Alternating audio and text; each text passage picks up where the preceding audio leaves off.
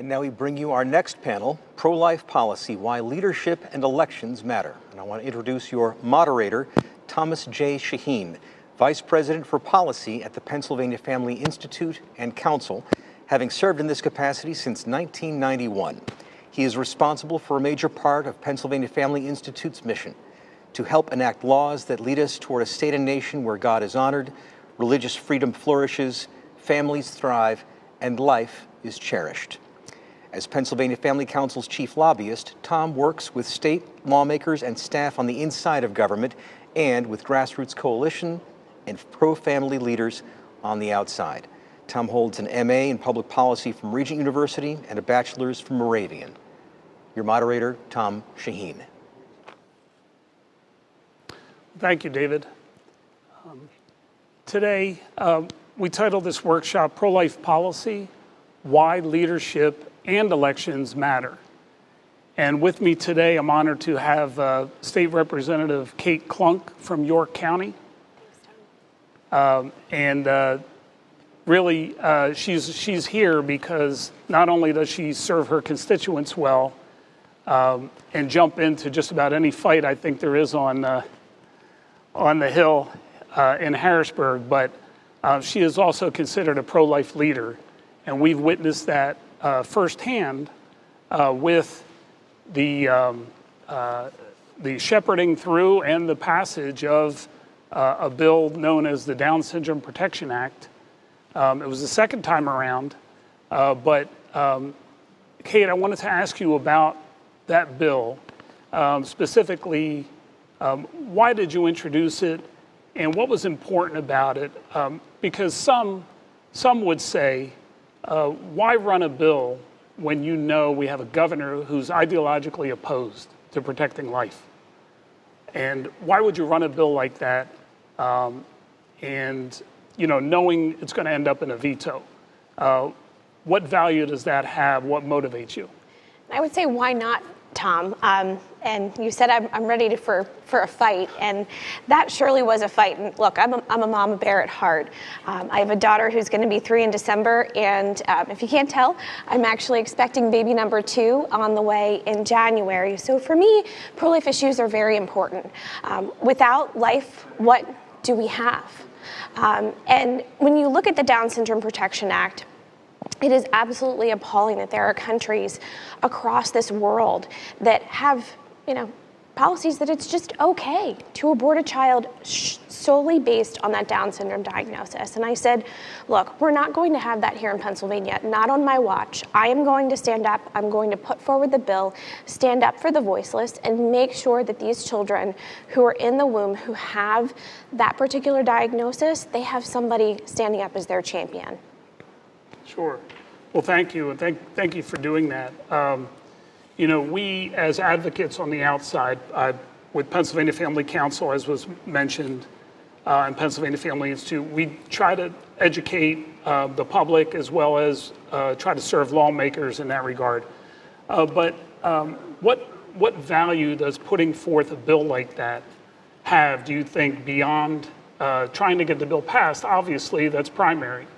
But what secondary effect does that have, even when it faces a veto, or even when it takes months and maybe multiple votes to get it right? We have a moral imperative, I feel, that we should be standing up for life no matter what. Life from cradle to grave and everything in between. And I think it really helps advance life in general, and making sure that we are protecting those that don't have a voice, and really drawing those extremes that the other side brings out.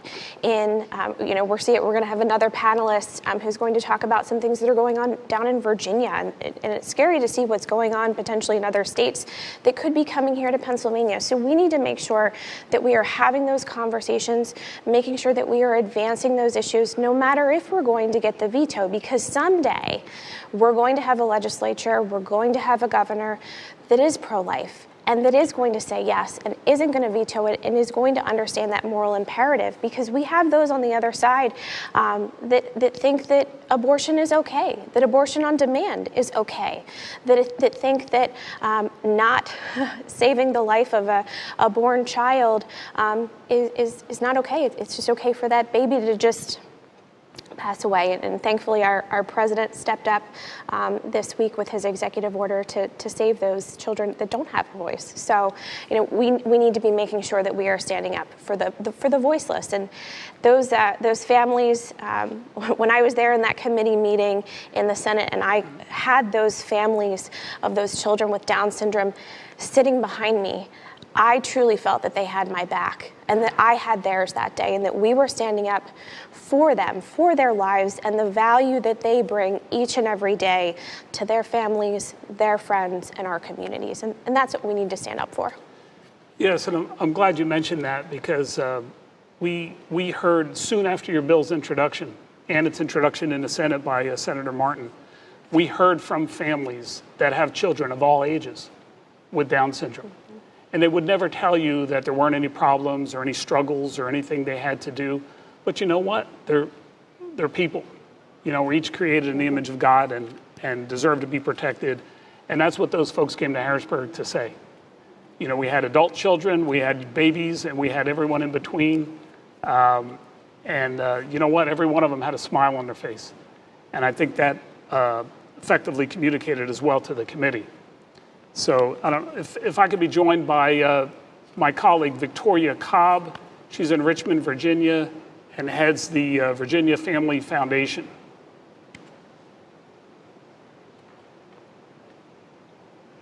Are we connected? Yes, hello, Victoria. Hey, how are you? Thank you so much for having me. I'm sorry that Sure. I can't be there in person. No problem. Thanks for joining us. I have Representative Kate Klunk with me, chair of the Pro-Life Caucus here in the House. Victoria, what you have witnessed in Virginia, even just through recent election cycles, is something that we watch here and think, oh no, we better not let that happen in Pennsylvania.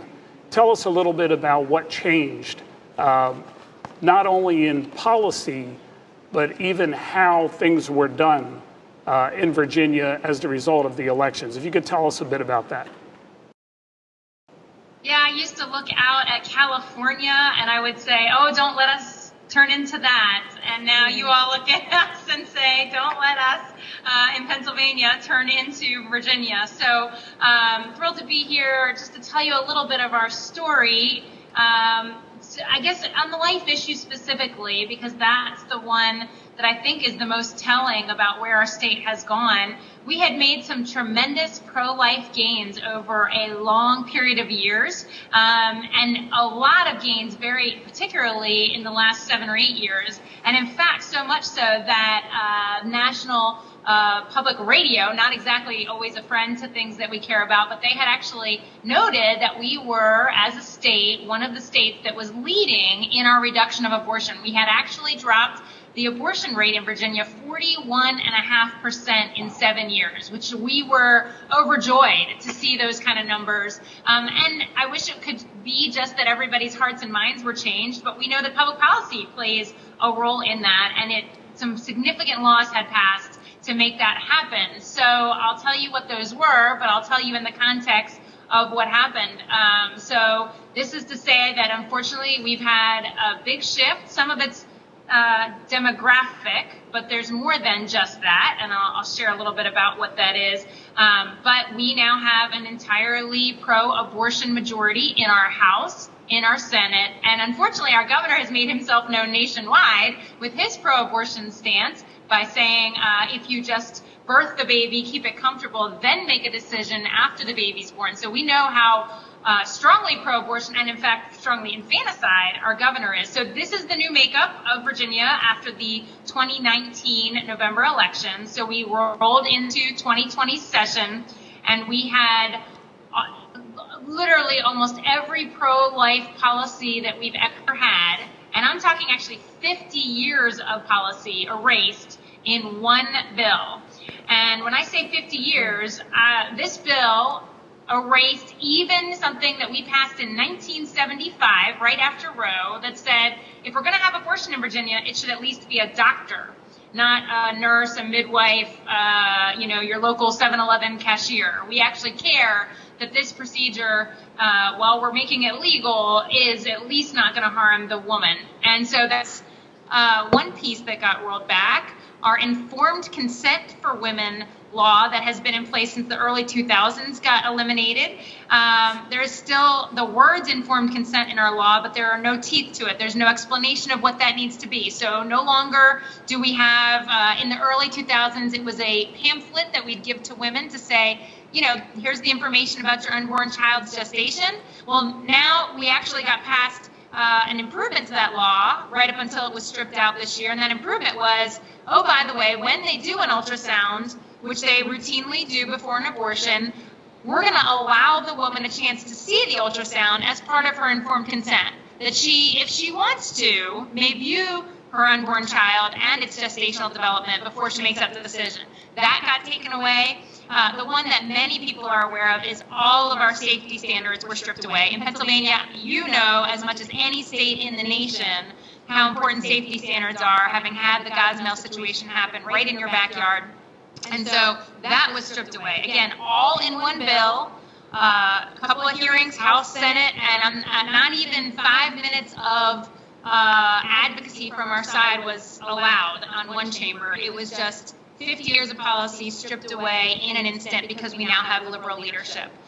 So it's pretty tragic. And I'll just tell you, liberal leadership, pro-abortion leadership comes when people are not championing the values that matter, not just voting rights. So we've had lots of legislators that used to be in our legislature vote correctly on the abortion issue, but as your representative just shared, it's about championing the issue. It's about raising the discussion. It's about highlighting the value of every human life. And we did not have that level of pro-life advocacy in most of our legislature, even before it changed. We had people primarily willing to take a vote, but still seemed afraid of the issue. And I think that contributes to ending up with a pro-abortion majority. And I also think, and this will be kind of the last thing I'll say on this and let you circle back, but I also think that we can't ask our legislators, our elected officials, to champion what our churches are not willing to put forward. If our pastors and our faith community is not vocal and is not passionate and is not willing to stand for the most vulnerable members of our society well in the public square alongside of our families, then we shouldn't expect our elected officials to stand. So all of that needs to be in place to continue to have a pro-life majority in your legislature.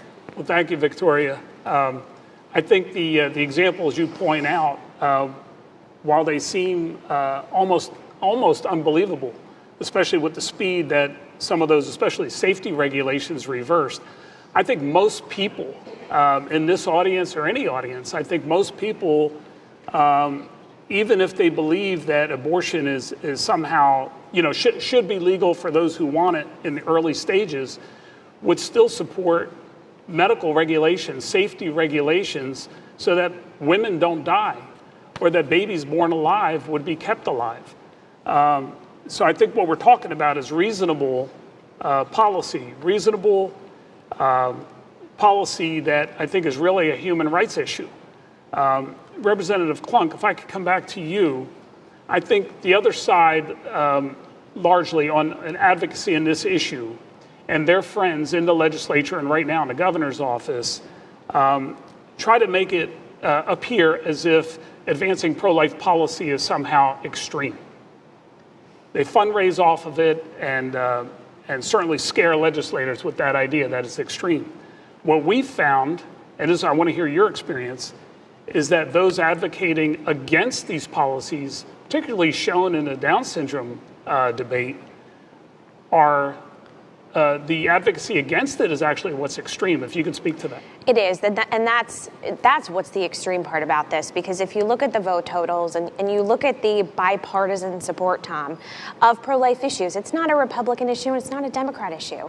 It is a people life issue.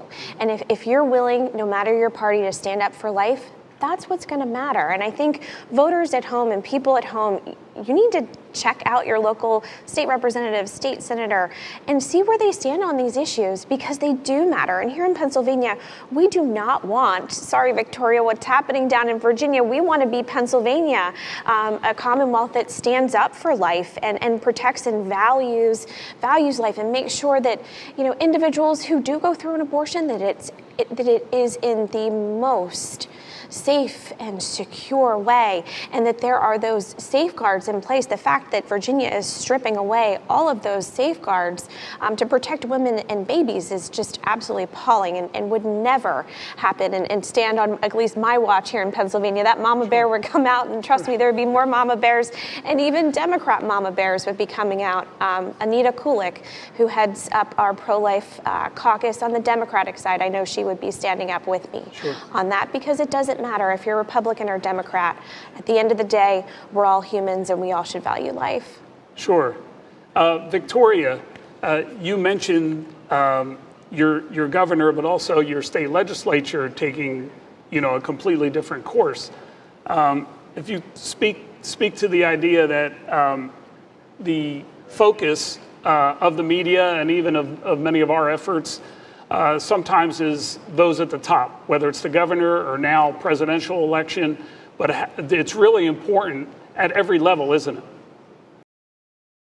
There is no question that we need to be looking at the record, if they have one, or the words of every candidate on the issue of the vulnerable, and it's particularly the unborn. Obviously, right now, we're seeing it at the presidential level. I mean, what could be more clear in this moment is that your vote 4 years ago mattered tremendously on who's going to be our new Supreme Court justice to replace Ruth Bader Ginsburg. And so, obviously, we see it in a heightened degree at this moment. But many states have U.S. senators up for grabs. We're making decisions on who's going to confirm those appointments. Then you get down to that state level that you just mentioned. Most laws that impact abortion are state laws. They are not actually typically federal laws. And in fact, even if we pro-lifers actually got what we've hoped for a long time, which are, 5 justices on the U.S. Supreme Court who all looked at the Constitution and saw that the right to life is the first and foremost, and they actually reversed bad precedent like Roe and Casey. All that means is it comes back to the state. That means Virginia's decision about life would be different than Pennsylvania's right now, and we just pray that we have to get our legislature back so that when we have the decision at the state level, the ultimate decision about are we going to have abortion in our Commonwealth at all, and you have the decision in Pennsylvania, are you going to have abortion in the Commonwealth of Pennsylvania, that's where it's going to matter a whole lot who your local representatives are, who your local state senators are. And honestly, in Virginia, we've even had it matter at the local level. And that sounds interesting, like mayor, and we call them board of supervisors, but you have the same thing. What's interesting in Pennsylvania and in Virginia that may be impacted in Pennsylvania is that we actually have zoning things that come down to whether abortion clinics are going to get zoning at the locality level. So this is a critical issue. And I'll tell everyone this too, where one stands on life so much impacts where they stand on many, many other issues. If you don't value the vulnerable in the position of the unborn, it's often going to be the case that your ability to care for the poor, your ability to look out for the elderly, when you get to questions about end of life, all of those things are very deeply connected. So we find that this is a critical question to ask when you're making a vote, when you're holding legislators accountable at every level. And so this is a big election. Next year's a big election. You all know what's critical, but this should always be something on the heart and mind of a voter as you're looking at your candidates. Thank you, Victoria. Thank you, Representative Klunk. For those who want more information on the candidates, go to pafamilyvoter.com. Thank you.